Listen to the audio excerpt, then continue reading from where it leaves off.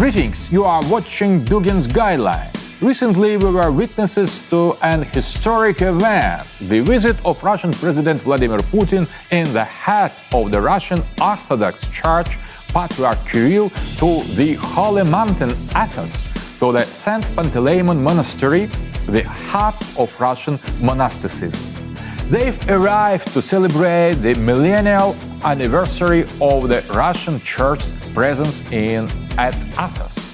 The symbolism of this event is enormous. This is the first time the heads of the Russian state and the Church have visited the Holy Mountain of Athos together.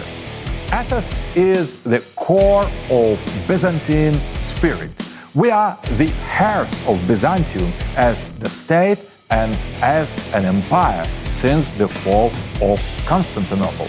We took up the mission of becoming the third Rome and the heirs of Pan-Orthodoxy, as the Russian Orthodox Church has preserved the Byzantine traditions.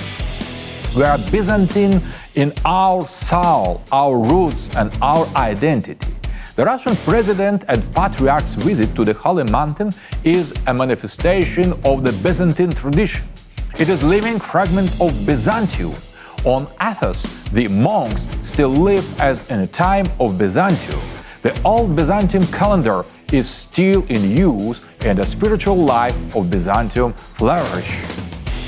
In this cradle of hesychasm and intellectual endeavor, the monks, just like thousands of years ago since the spread of Holy Orthodoxy in these lands in Greece, continue to live the same spiritual life.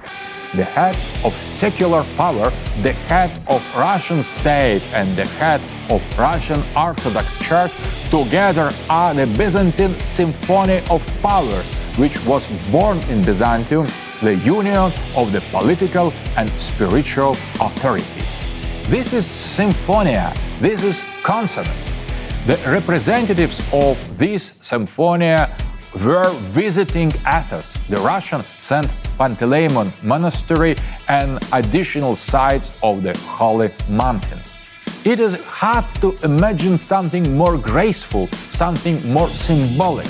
Perhaps the spiritual beginning of Russia and in some senses its political beginning are now meeting with the latest periods of glorious spiritual history.